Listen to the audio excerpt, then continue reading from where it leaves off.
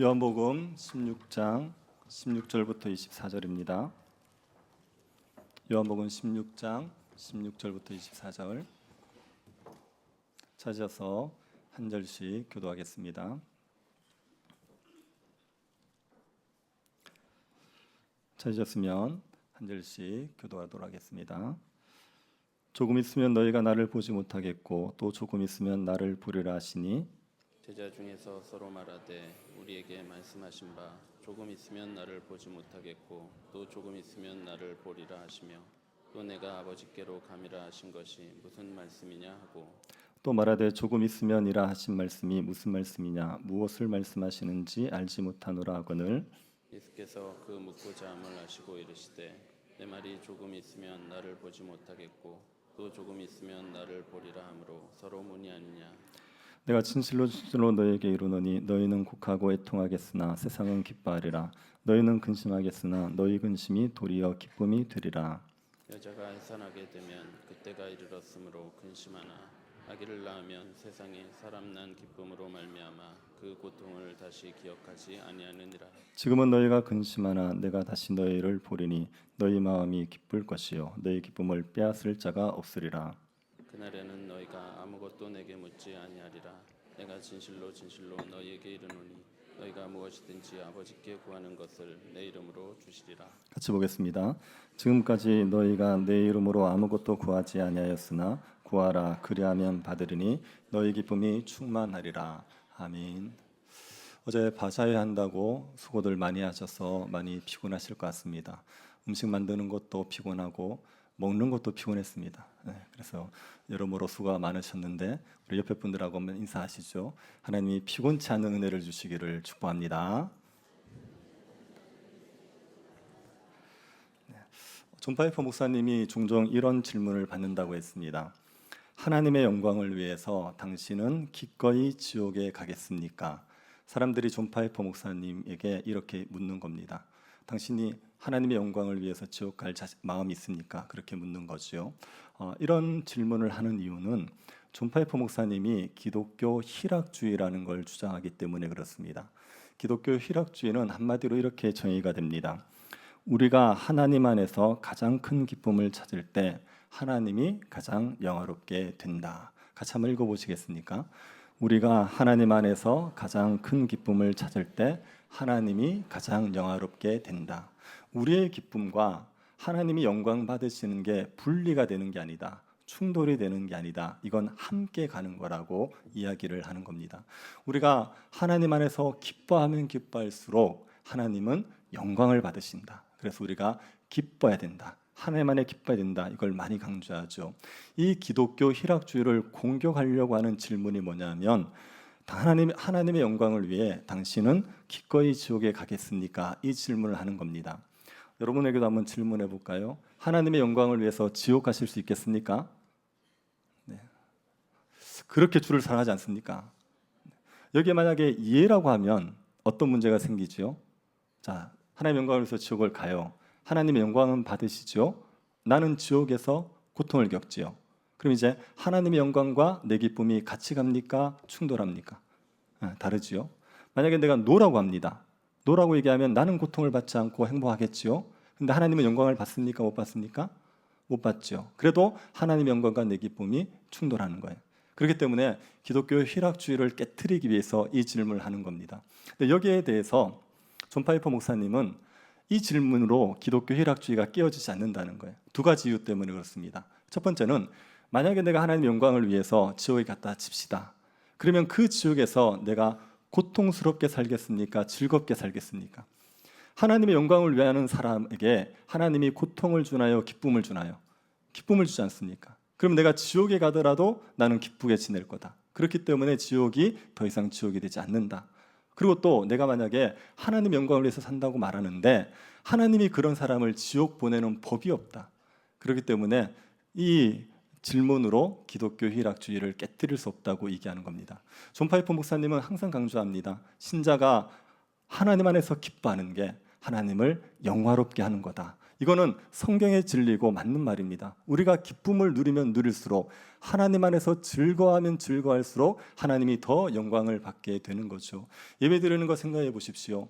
예배 드리면서 너무 기뻐하지 않습니까? 찬양하면서도 기뻐하고 말씀을 들으면서 너무 즐거워하고 기도하면서도 좋아하고 그렇게 예배를 즐겁게 드리면 하나님이 그것으로 얼마나 영광을 받으시겠습니까? 예배를 드리고 있는데 너무 이렇게 지루해서 버티는 거예요. 힘들어서 버티는 겁니다. 그래서 계속 이렇게 트집을 잡습니다. 찬양대는 저기에서 음정이 틀렸지. 주보에 오타는 왜 이렇게 많아? 목사님 설교는 왜 저렇게 빨라? 그러면서 계속 트집을 잡는 거예요. 옆에 있는 사람 보고 저 사람은 졸고 있네 그러고 있는 거예요. 그렇게 이제 지루하게 버티고 있으면 그걸 하나님께서 영광을 받으시겠습니까? 예배에 앉아 있어도 하나님께 영광을 돌릴 수 있겠습니까? 우리가 하나님 안에서 즐거워하면 즐거워할수록 하나님이 영광을 받으시는 겁니다. 하나님 밖에서 즐거워하는 것으로 영광을 받지는 않죠. 우리가 하나님을 떠나서 마음대로 방탕하게 살면서 쾌락을 누린다고 하나님 영광을 받지는 않습니다. 그러나 하나님 안에서 즐거워하면 하나님이 영광을 받으시는 거죠. 우리의 기쁨과 하나님의 영광이 함께 이루어지는 겁니다. 그래서 신자들은 기뻐해야 됩니다. 신자들은 기쁨을 잃어버리지 말아야 됩니다. 여러분에게 기쁨이 충만하게 되기를 축복합니다. 어떤 상황에서라도 기쁨을 잃어버리지 않으시면 여러분으로 말미암아 하나님 영광을 받으시는 거예요. 예수님은 그렇게 되도록 하기 위해서 제자들에게 고별 설교를 하신 겁니다. 예수님께서 14장부터 16장까지 하신 말씀이 고별 설교라고 얘기합니다. 13장에서는 예수님이 제자들의 발을 씻기셨습니다. 그리고 거기에 따른 교훈을 주셨죠. 그리고 14장부터 16절까지 여러 말씀을 하셨는데 이건 제자들에게 고별 설교를 하신 겁니다. 무엇을 위해서 했냐면 근심하는 제자들이 기뻐할 수 있도록 하기 위해서, 근심에서 벗어나서 기쁨을 누리게 하기 위해서 이 고별 설교를 하신 거예요. 그러고 나서 17장에서는 기도하시죠. 대제사장의 기도를 하시는 겁니다. 이 고별 설교를 마무리하는 부분에서 예수님은 또다시 제자들이 기쁨을 누릴 수 있도록 여러 가르침을 주시는 겁니다. 어떤 가르침을 주시는지 한번 보시겠습니까? 20절 하반절 보십시오. 너희 근심이 도리어 기쁨이 되리라. 너희들에게 근심이 변해서 기쁨이 되는 날이 오게 될 거다. 22절 하반절. 너희 마음이 기쁠 것이요 너희 기쁨을 빼앗을 자가 없으리라. 24절 하반절. 너희 기쁨이 충만하리라. 너희들에게 기쁨이 있을 거야. 너희들의 근심은 바뀌어서 기쁨이 될 거야. 너희들의 기쁨을 빼앗을 자가 없어. 너희들의 기쁨이 충만해질 거야. 그렇게 얘기하는 겁니다. 제자들이 기쁨을 누리며 살 수 있다고 말씀하시는 거죠. 이거 너무나도 좋은 약속 아닙니까? 사람들이 다 원하는 게 기쁨을 누리는 겁니다. 사람들이 하는 모든 일들에게는 그 근저에 기쁨에 대한 갈망이 있습니다. 아이들이 왜 그렇게 오락을 열심히 합니까? 게임을 열심히 하면 밥이 나옵니까? 돈이 나옵니까? 프로게이머도 아닌데 프로게이머처럼 밤새 게임하지 않습니까? 무엇을 얻고 싶은 거죠? 기쁨을 얻고 싶은 겁니다. 왜 어른들은 그렇게 술을 열심히 마십니까? 술 마시는 것으로 말미암아 일어나는 얼마나 해악이 많습니까? 그런데도 왜 그렇게 술을 마시는 걸 좋아합니까? 술이 기쁨을 주기 때문에 그렇습니다. 일을 열심히 하는 것도 기쁨을 얻고 싶은 거고 우리가 열심히 교회를 나오는 것도 기쁨을 얻고 싶은 것 아닙니까? 기쁨이라는 거, 그 기쁨이 충만한 거, 빼앗기지 않는 기쁨을 얻는다는 거 다 좋아하는 거란 말입니다. 그걸 예수님은 제자들이 누릴 수 있대요. 예수님의 제자들이 이 충만한 기쁨을 누리면서 살 수 있다고 말하고 있는 겁니다. 어떻게 하면 예수님의 제자들이 충만한 기쁨을 누리면서 살아갈 수 있습니까? 16절부터 그 방법을 설명하고 있습니다. 16절 보십시오. 조금 있으면 너희가 나를 보지 못하겠고 또 조금 있으면 나를 보리라 하시니. 예수님께서 제자들에게 수수께끼 같은 말씀을 하시는 겁니다. 너희들 조금 있으면 나를 못 본다. 조금 있으면 또 나를 본다. 그렇게 얘기하는 겁니다. 이 말을 제자들이 못 알아듣습니다. 예수님께서 14장부터 계속 말씀하셨는데 그런데도 아직도 예수님 말씀을 이해하지 못하는 거예요. 그리고 제자들이 자기들끼리 수근수근합니다. 17, 18절을 보십시오. 제자 중에서 서로 말하되 우리에게 말씀하신 바 조금 있으면 나를 보지 못하겠고 또 조금 있으면 나를 보리라 하시며 또 내가 아버지께로 감이라 하신 것이 무슨 말씀이냐 하고 또 말하되 조금 있으면 이라 하신 말씀이 무슨 말씀이냐 무엇을 말씀하시는지 알지 못하노라 하거늘. 제자들이 서로 수근수근하면서 이게 무슨 말이냐, 조금 있으면 못 보고 또 보고 조금 있는다고 얘기하는 건 무슨 뜻이냐 이렇게 수근수근하는 겁니다. 제자들이 모르면 어떻게 하면 되죠? 앞에 예수님이 계시잖아요.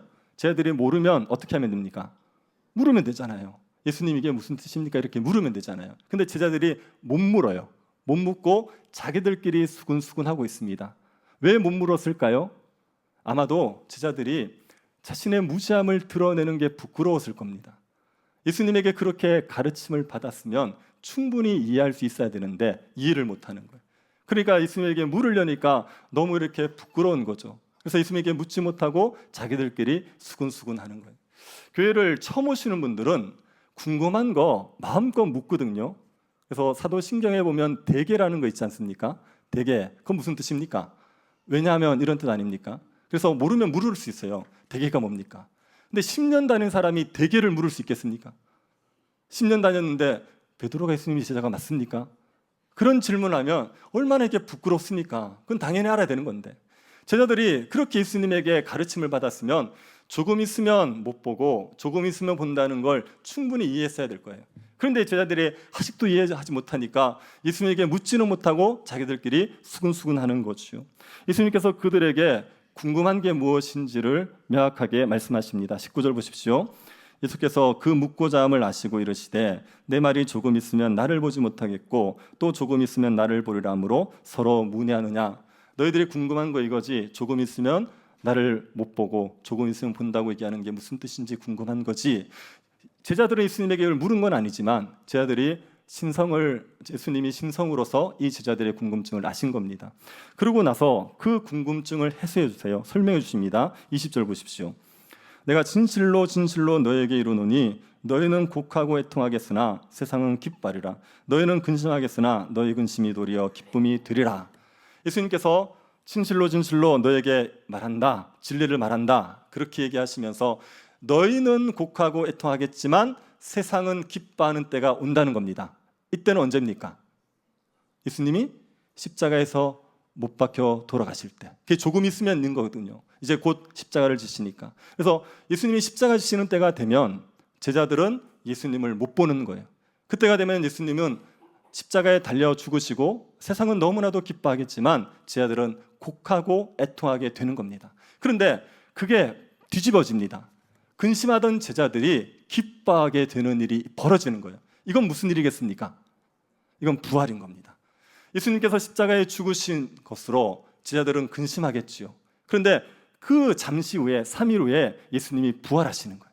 그래서 그 부활로 말미암아 근심이 변하여 기쁨이 되는 거죠. 그러니 예수님은 조금 있으면 나를 못 본다고 얘기하신 건 십자가에서 내가 죽는다는 걸 얘기하신 거고 또 조금 있으면 나를 본다는 건 내가 다시 부활한다. 이것을 알려주신 겁니다. 제자들은 십자가에서 돌아가시는 예수님 때문에 근심할 겁니다. 애통할 겁니다. 하지만 그 근심이 변하여 기쁨이 될 거예요. 그래서 이 십자가에서 예수님이 죽는 것 때문에 제자들이 애통하는 건 여자들의 해산하는 고통과 같은 겁니다. 21절을 보십시오. 여자가 해산하게 되면 그때가 이르렀으므로 근심하나 아기를 낳으면 세상에 사람 난 기쁨으로 말미암아 그 고통을 다시 기억하지 아니하니라. 해산할 때가 되면 크게 근심하지요. 해산의 고통이 얼마나 큽니까? 해산의 고통은 죽음 같은 고통이라고 얘기하는데 살이 찢어지는 고통이니까 얼마나 괴롭습니까? 재앙절개 때문에 이 말씀이 꼭 맞진 않습니다. 무통분만 때문에 꼭 맞진 않습니다. 그러나 예전에 생각해보면 해산의 고통은 죽음의 같은 고통이에요. 그런데 그 해산의 고통은요, 고통으로 계속되거나 고통으로 끝나지 않습니다. 무엇이 주어집니까? 기쁨이 주어지는 거예요. 해산하고 나면 사람이 나잖아요. 내 아이가 태어나잖아요. 그 기쁨 때문에 해산의 고통을 잊어버리는 겁니다. 그 해산의 고통을 잊어버리니까 둘을 낳고 셋을 낳고 여섯을 낳고 일곱을 낳지요.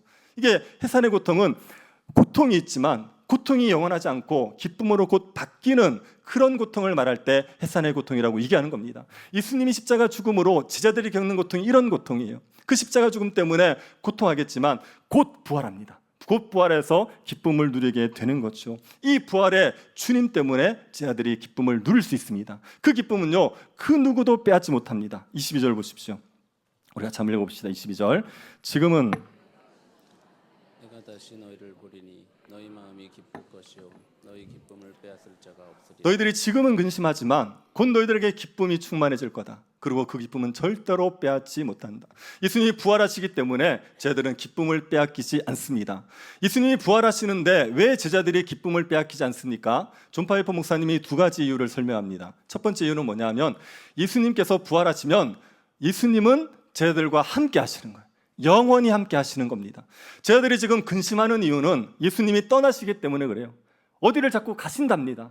조금 있으면 못 본다는 겁니다. 이것 때문에 근심하는 거예요. 그런데 예수님께서 부활하시게 되면, 부활하신 주님을 만나게 되면 그 주님은 제자들을 떠나지 않습니다. 제자들과 영원히 함께 하는 거죠. 어떤 방식으로 영원히 합니까? 성령으로서. 예수 그리스도의 영이 제자들과 함께함으로 말미암아 제자들은 예수 그리스도와 함께 동행하며 살아가게 되는 거죠. 예수님과 함께하는 것 때문에 기쁨을 누리는 겁니다. 이 기쁨을 빼앗을 자가 있습니까? 없습니까? 없지요. 왜요? 예수님과 함께하는 걸 그 누구도 방해할 수 없습니다. 우리가 어디에 있든지 간에, 제자들이 어디 있든지 간에 예수님은 함께 하시는 것 아닙니까? 제자들이 십자가 지는 고통을 겪을 때 예수님이 함께 하십니까? 안 하십니까? 하시는 거예요. 제자들이 감옥에 갇히면요, 거기도 함께 하시는 겁니다. 병상에 있으면요, 거기에도 예수님 함께 하시는 겁니다. 우리가 새빵을 살면요, 거기에도 함께 하시는 겁니다. 어디에 있든지 간에 예수님이 함께 하시기 때문에 이 기쁨은 절대로 빼앗기지 않는 거죠. 신자가 기쁨을 빼앗기지 않을 수 있는 것은 그리스도, 부활하신 그리스도가 우리와 함께하고 계시기 때문에 그렇습니다. 제가 예전에 북한에 억류되었다가 나오신 목사님의 간증을 들은 적이 있거든요. 북한 정치봉수소에 있었습니다. 얼마나 거기가 열악합니까? 그래서 몸이 아파서 고생도 많이 하셨는데 그분이 그 수용 생활을 전반적으로 얘기할 때 대체로 괜찮았대요. 처음에 성경을 못 보다가 나중에 성경이 들어와서 성경을 보면서 지냈는데, 그런데 대체로 수용 생활이 괜찮았다고 얘기하는 겁니다. 그 간증하러 하고 오시는데 수용소에 계셨던 분 같지 않고 무슨 안식년 갔다 오신 분 같았어요. 얼굴이 얼마나 편안해 보이는지요. 예수 그리스도가 수용소에는 안 계십니까? 정치범 수용소에는 그리스도가 없습니까? 아니요, 어디 가든지 간에 그리스도가 계시는 거예요. 그것 때문에 기쁨을 빼앗기지 않을 수가 있는 겁니다. 두 번째로 예수님의 부활 때문에 기쁨을 빼앗기지 않는 것은요, 부활하신 예수님 때문에 우리의 부활이 확실하기 때문에 그래요. 저희들이 근심하는 건 예수님이 떠나시고 나면 자기의 미래는 어떻게 될까? 이게 근심이 되는 겁니다. 예수님이 없는 우리의 인생은 망하는 거 아니냐? 예수님이 없으면 우리는 끝나는 거 아니냐? 그게 불안한 거예요. 근데 예수님께서 부활하셨지 않습니까? 그러면 제자들이 부활하는 것도 확실한 거죠. 그 부활의 소망 때문에 기쁨을 누리고 기쁨을 빼앗기지 않을 수 있게 되는 겁니다. 우리들의 미래에 대해서, 제자들의 미래에 대해서 사람들이 안 좋은 이야기를 하고 멸망이 있다고 얘기해도 부활이 있다 그러면 끝은 정말 영광스러운 겁니다. 아무리 고통을 많이 겪어도, 고난이 많이 겪어도 마지막에 부활로 끝다 그러면 그 마침은 멸망이 아니라 영생인 거죠. 이게 현재적인 기쁨을 누리면서 살아갈 수 있게 되는 겁니다. 예수님이 부활하신 것 때문에 부활하신 주님이 함께 계시고 또 부활에 소망이 있어서 제자들은 기쁨을 누리며 살아갈 수 있는 거죠. 이거는요, 예수님께서 14장부터 말씀하실 때 이미 말씀하셨던 내용입니다. 14장 1절 한번 보십시오. 너희는 마음에 근심하지 말라. 하나님을 믿으니 또 나를 믿으라. 근심하지 마라. 어떻게 하면 근심하지 않느냐? 하나님을 믿으면 된다. 나를 믿으면 된다. 그렇게 얘기하셨습니다. 하나님을 믿고 나를 믿는다고 말할 때 뭘 믿는 겁니까? 예수님의 말씀을 믿는 거예요. 예수님의 말씀은 뭐지요? 14장 2절을 보십시오. 내 아버지 집에 거할 곳이 많도다. 그렇지 않으면 너희에게 일렀으리라. 내가 너희를 위하여 거처를 예비하러 가노라. 예수님이 내 말을 믿어라. 그렇게 얘기하시면서 너희에게 아버지 집에 거할 곳이 많다고 얘기했습니다. 아버지 집에 거할 곳이 많다. 무슨 얘기입니까? 우리가 천국 들어갈 수 있다. 우리가 부활하여 하늘과 새 땅에서 영원히 살 수 있다. 이 이야기를 한 겁니다. 이걸 믿으라는 거예요. 제자들은 지금 미래를 불안해하고 있습니다. 미래 때문에 힘들어하고 있습니다. 그런데 너희들의 미래에 아버지 집에 거하는 영광이 있을 거야. 너희들의 미래에 부활이 있을 거야. 하늘과 새 땅에 들어감이 있을 거야. 그러니 미래를 걱정하지 마라. 근심하지 말라. 그렇게 얘기하신 겁니다. 그러면 현재는요, 미래는 그렇게 좋은 게 있다 칩시다. 현재의 삶이 힘들고 어려우면 어떻게 합니까? 거기에 대해서도 예수님이 14장 18절에 이렇게 얘기하십니다. 내가 너희를 고아와 같이 버려두지 아니하고 너희에게 오리라. 현재적으로 내가 너희들을 고아처럼 버려두지 않을 거야. 내가 너희와 함께 할 거야. 미래에만 영광이 있는 게 아니라 현재도 내가 너와 함께 하면서 너희들이 근심하지 않고 너희들이 고통 가운데 울부짖지 않고 살아갈 수 있도록 만들어 줄게. 그렇게 얘기하신 겁니다. 이 이야기를 다시 한번 반복하신 거예요. 너희들이 부활한 나를 보면서 기뻐할 거야. 왜? 현재적으로 주님이 함께 하실 거고 미래에는 부활의 영광이 있을 것이기 때문에 기뻐할 거야. 이렇게 얘기한 겁니다. 여러분, 우리의 기쁨은 부활에 있습니다. 부활하신 주님 때문에 우리에게 기쁨이 있어야 되고 부활하신 주님 때문에 우리가 어떤 상황에서든지 기쁨을 누리면서 살아갈 수가 있습니다. 우리에게 다른 것이 주는 기쁨들도 있지요. 얼마든지 신자가 부활의 기쁨 말고 다른 것을 누리며 살아갈 수가 있습니다. 어제 바자회 하면서도 기쁘지 않으셨습니까? 네, 혼자. 네. 전 바자회 되게 재밌었거든요. 막 이렇게 제가 돌아다니면 성도들이 저한테 뭘 자꾸 사래요. 목사님 이거 사세요, 저거 사세요. 제가 처음에 부임했을 때 저한테 사라는 얘기를 안 했어요. 저한테 자꾸 뭘 줬어요. 목사님한테 어떻게 돈을 받냐 이래가지고 제가 가면 뭘 자꾸 먹이는 거예요. 그래서 실컷 먹고 뭐 이렇게 잔뜩 들고 왔거든요. 근데 요즘은 저한테 그냥 안 주고 사라 그래요. 저한테 강매를 해요. 애들도 와가지고 목사님 과자 사세요, 1,000원. 강매를 해요. 근데요, 이게 저는 이게 기분 나쁜 게 아니라 너무 좋아요. 아, 그래서 성도들이 나를 편하게 생각하는구나. 맞죠? 하찮게 보는 겁니까? 네, 편하게 생각해서 그런 거 맞죠? 그래서 우리 목사님 편하니까 그래서 돈 떼먹자 이런 거 아닙니까? 그게 이제 그런 기쁨들이 있죠. 뭐 교회 사역들 저는 정말 기쁜 게 많습니다. 같이 성경 공부하면서 웃고 떠들고 노는 것도 기쁘고, 교육자들 성경 공부는 저는 되게 재밌습니다. 교육자들에게는 묻지 마십시오. 근데 교육자 성경 공부는 되게 재밌거든요. 그리고 또 뭐 이렇게 교회 사역하는 거 다 재밌어요. 이런 재미도 있고, 여행 가면 또 얼마나 재밌습니까? 그랜드 캐년 가니까 진짜 좋더라고요. 그리고 또 뭐 이렇게 맛집 좋지 않습니까? 맛있는 집 다니고 다 좋은데, 그런 기쁨이 우리의 삶에 기쁨의 근원이 되면 절대 안 돼요. 그게 뭐든지 간에 아무리 좋은 거라도 그게 기쁨의 근원이 되면 안 됩니다. 그래서 기쁨을 얻겠다고 그걸 자꾸 쫓아가면 안 돼요. 우리의 가장 큰 기쁨은 뭐여야 되냐면 부활하신 주님이어야 됩니다. 부활하신 주님이 나와 함께 하시는구나, 부활하신 주님 때문에 내가 부활의 영광을 누리는구나, 이게 우리의 마음의 기쁨의 근원이 되어야 됩니다. 이 기쁨이 빼앗기지 않는 거예요. 이 기쁨이 그 누구도 빼앗을 수 없는 충만한 기쁨을 우리에게 주게 되어 있습니다. 우리 교회 권사님 중에 뇌졸중으로 입원해 계시는 권사님 계십니다. 지금 아무것도 잘 움직이지 못해서 병원에서 계속 투병하셔야 되는 분이 있단 말이에요. 당뇨 때문에 2다리가 잘린 집사님도 계세요. 병원에서 지금 혼자 외롭게 투병하시는 분이 있어요. 갑작스러운 질병 때문에 중환자실에 계시는 집사님도 있지 않습니까? 삶의 어려움 때문에 고난 겪는 성도들이 있거든요. 그 성도들은 기쁨을 못 누립니까? 다른 게 기쁨이 되면 그러면 이 성도들에게도 기쁨이 없을 수 있죠. 근데 부활하신 주님이 기쁨이 되면요, 그 주님 때문에 거기서도 기쁨을 누릴 수 있는 게 아닙니까? 그게 빼앗기지 않는 기쁨이에요. 그래서 여러분, 부활하신 주로 인하여 기뻐하는 걸 자꾸 훈련하시고 연습하셔야 됩니다.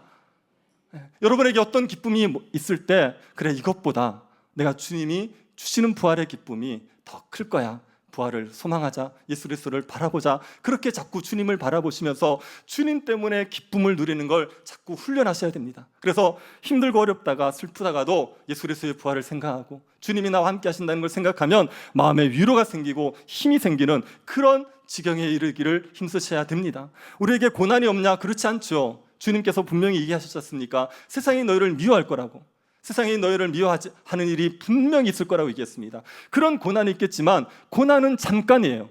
고난은 잠깐이고 부활의 기쁨은 영원한 겁니다. 예수님의 제자들이 예수님이 십자가 달린 것 때문에 며칠 근심하죠? 3일 근심하는 거예요. 3일 근심했는데 주님이 부활해버렸어요. 그리고 그 기쁨을 빼앗기지 않고 영원히 누리는 겁니다. 고난은 잠깐이고 영광은 영원한 겁니다. 고린도후서 4장 17절에 이렇게 얘기합니다. 우리가 잠시 받는 환난에 경한 것이 지극히 크고 영원한 영광에 중한 것을 우리에게 이르게 함이니, 환난은 잠시 잠깐이고 영광은 영원한 겁니다. 그러니 그 부활을 자꾸만 소망하면 우리가 기쁨을 빼앗기지 않으며 살아갈 수 있습니다. 여러분, 부활의 기쁨을 누리기 위해서 뭘 하셔야 되냐면 하나님을 믿으셔야 돼요. 예수 그리스도를 믿으셔야 돼요. 믿음은 무엇으로 생깁니까? 들음으로 생기지요. 듣는다고 얘기할 때 뭘 들어야 됩니까? 말씀을 들어야 되죠. 예수 말씀을 자꾸 들으면서, 하나님의 말씀을 자꾸 들으면서 여러분의 믿음을 견고케 하셔야 됩니다. 정말 부활이 있구나, 정말 새하늘과 새 땅이 있구나, 이게 마음에 믿어져야 여러분의 기쁨을 누릴 수 있게 되어 있습니다. 그리고 또 한 가지, 말씀과 더불어 여러분이 부활의 기쁨을 누리기 위해서 하셔야 될 게 뭐냐면 기도예요. 예수님께서 기도함으로 말미암아 기쁨을 누릴 수 있다고 말합니다. 23절을 보십시오. 그날에 너희가 아무것도 내게 묻지 아니하리라. 내가 진실로 진실로 너희에게 이르노니 너희가 무엇이든지 아버지께 구하는 것을 내 이름으로 주시리라. 그날은 언제입니까? 주님이 재림할 때입니까? 성령이 임할 때입니까? 성령이 임할 때죠. 성령이 임하게 되면 그때는 너희가 나에게 아무것도 묻지 않을 거라는 거예요. 왜 안 묻습니까? 성령이 가르쳐요. 예수님이 승천하시고 나서 성령을 보내주시면 그 성령이 예수님의 말씀을 저희들에게 생각나게 하고 깨닫게 하고 믿을 수 있게 해주는 거예요. 그러니까 예수님에게 물을 필요가 없이 성령을 의지하면 되는 겁니다. 그런데 그날이 되면 제 아들이 예수님에게 묻지는 않겠지만 뭐라느냐? 아버지께 예수님의 이름으로 기도하기를 시작하는 겁니다.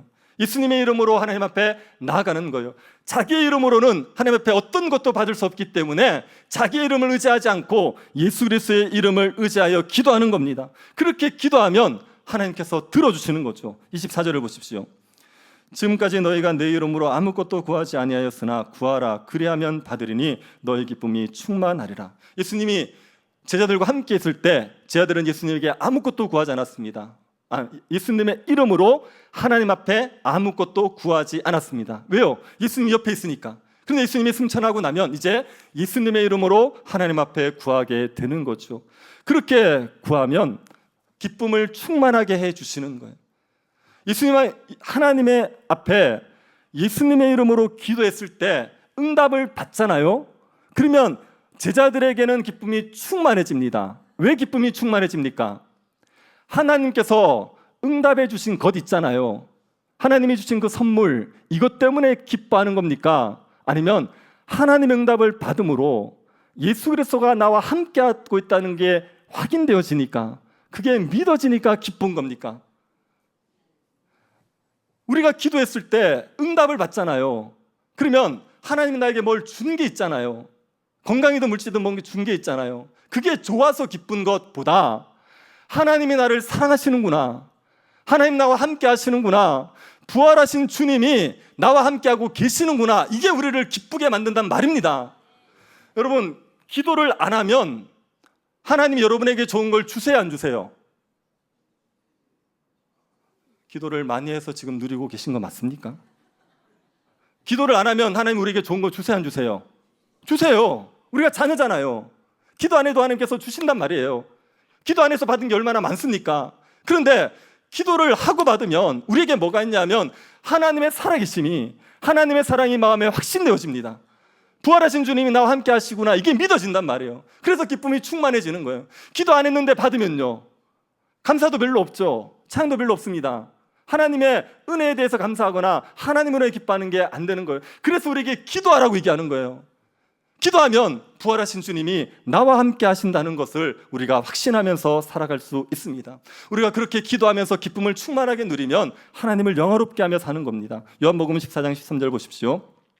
너희가 내 이름으로 무엇을 구하든지 내가 행하리니 이는 아버지로 하여금 아들로 말미암아 영광을 받으시게 하려 함이라. 우리가 기도해서 응답을 받으면서 하나님을 영화롭게 하면서 살아갈 수 있죠. 그런데 조건이 있죠. 우리가 기도할 때 누구의 이름으로 기도하라고요?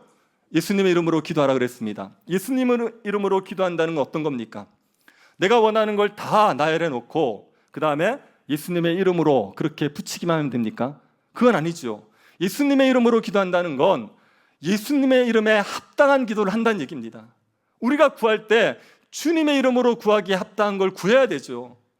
우리에게 하나님이 많은 열매를 맺으라 하셨습니다. 우리의 인격이 예수를 닮아가라고 하셨어요. 우리가 교회를 충만케 하는 사람이 되라고 하셨어요. 우리가 복음을 전하는 사람이 되라고 하셨어요. 이를 위해서 기도하는 겁니다. 그건 주님의 이름에 합당한 기도입니다. 여러분이 예수님을 닮고 싶은데 그래서 기도하는데 응답이 안 된 적이 있나요? 없습니다. 정말 주님 같은 사랑을 달라고, 주님 같은 온유함을 달라고, 주님 같은 겸손함을 달라고 기도하는데 이게 응답이 안 돼요? 아니요, 그럴 수가 없죠. 하나님께서 모든 걸 들어주신다고 얘기하셨는데 우리가 주의 이름에 합당하게 구하면 반드시 응답이 되게 되어 있습니다. 내 은사로 교회를 충만하게 섬기고 싶어서 은사로 교회를 잘 섬기게 해달라고 기도하는데 그 기도가 응답이 안 되겠습니까?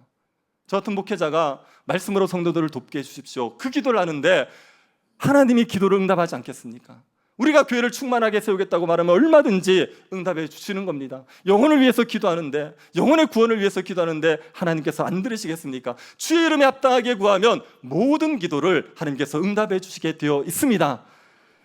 그러니 여러분, 우리에게 어려움이 오고 고난이 있을 때 그때 하나님 앞에 기도하면서 하나님 앞에 나아가셔서 고난을 근심으로 바꾸십시오. 고난을 저도 피곤합니다. 네. 제가 어제 새벽 6시 반에 입간 예배를 드렸어요. 네. 장례가 하나 있어가지고 그래서 금요일 날 철화 마치고 전도 갔다가 10시 반쯤 집에 들어가고 새벽 6시 반에 입간 예배 드리러 갔다가 저녁 5시에 또 새 가족 신방을 했어요. 그리고 오늘 새벽 기도했어요. 헷갈릴만 하죠. 네, 이해해 주세요. 네. 그러니까 이제 뭡니까 또 우리에게 근심이 있잖아요. 근심이 있을 때 근심을 기쁨으로 바꾸는 가장 좋은 방법이 기도예요. 기도하면 근심이 변하여 기쁨이 됩니다. 그래서 야고보가 이렇게 얘기했습니다. 야고보서 5장 13절. 너희 중에 고난당하는 자가 있느냐? 그는 기도할 것이요. 즐거워하는 자가 있느냐? 그는 찬송할지니라. 고난당하는 자는 뭘 해야 됩니까? 기도해야 돼요. 즐거운 일이 생기면 뭐 해야 됩니까? 찬송해야 됩니다. 이게 가르침입니다. 고난 가운데 우리가 기도하잖아요. 그러면 우리의 근심이 찬송으로 바뀌게 되어 있습니다. 하나님께서 우리가 기뻐하는 게 하나님의 뜻이기 때문에 절대로 우리를 슬픔 가운데 고통 가운데 내버려 두지 않습니다. 우리가 고통 가운데 살면 하나님의 영광이 가려져요. 그래서 하나님께서 하나님의 영광을 위해서라도 우리에게 기쁨을 주신단 말입니다. 그래서 고난이 오고 근심이 생길 때마다 하나님 앞에 기도하는 겁니다. 기도하면 근심이 바뀌어서 기쁨이 되는 거죠. 여러분에게 간곡히 부탁을 드립니다. 하나님의 영광을 위해서 기도하십시오. 기도의 자리를 떠나지 마시고 기도하기를 힘쓰셔서 하나님의 영광을 위해서 기쁨을 충만하게 누리시기를 바랍니다. 여러분에게 근심이 밀려오면 그때 기도를 시작하셔야 됩니다. 근심을 묵상하고 계시지 마시고 근심이 여러분의 마음에 또아리를 들도록 방치하지 마시고 근심이 밀려올 때마다 기도하기 시작하셔야 됩니다. 어떤 방법이 좋은 방법이냐? 좋은 방법 중에 하나는 근심하게 하는 게 있으면 글로 적으세요. 여러분이 마음에 계속 스트레스를 주고 염려가 되는 게 있잖아요. 그러면 조목조목 글로 적으세요. 그러고 나서 돌아다니면서 읽으세요. 오래 걸리지 않을 수 있습니다. 1, 2분이면 충분히 할 수 있어요. 하나님 이 문제 해결해 주세요. 하나님 이 문제에서 저를 건져주세요. 이 근심에서 저를 건져주세요. 그렇게 자꾸 기도하세요. 기도하시다가 보면 하나님께서 여러분의 근심을 가져가시고 여러분에게 기쁨을 주시는 날이 오게 되어 있습니다. 한두 번 기도한다고 해서 기도해도 응답이 없다고 해서 포기하지 마시고 하나님께서 여러분의 마음에 평강을 주실 때까지 기도하는 겁니다. 기도를 했다고 말하는 건 여러분이 평강을 누리는 것으로 증명되는 거예요. 내가 하나님 앞에 정말 기도했다 그러면 내 마음에 평강이 있어야 됩니다. 내 문제가 해결되기 전에 먼저 하나님의 평강이 내 마음에 임하게 되어 있어요. 그때까지 쉬지 말고 기도하시기 바랍니다. 엘리야는 비 오기를 몇 번을 기도했습니까? 7번을 기도했어요. 만약에 7번에도 응답이 안 됐으면 몇 번을 깼습니까? 계속하지 않았겠습니까? 그 엘리야같이 능력 있는 선지자도 7번을 기도해야 비를 받을 수 있었습니다. 하나님께서 우리에게 은혜의 비를 내릴 때까지 우리가 부르짖어 기도하면 하나님께서 우리에게 응답하셔서 우리의 근심이 변하여 기쁨이 되게 만들어 주시는 겁니다. 그러니 여러분 기도하셔서 기쁨을 떨쳐버리시고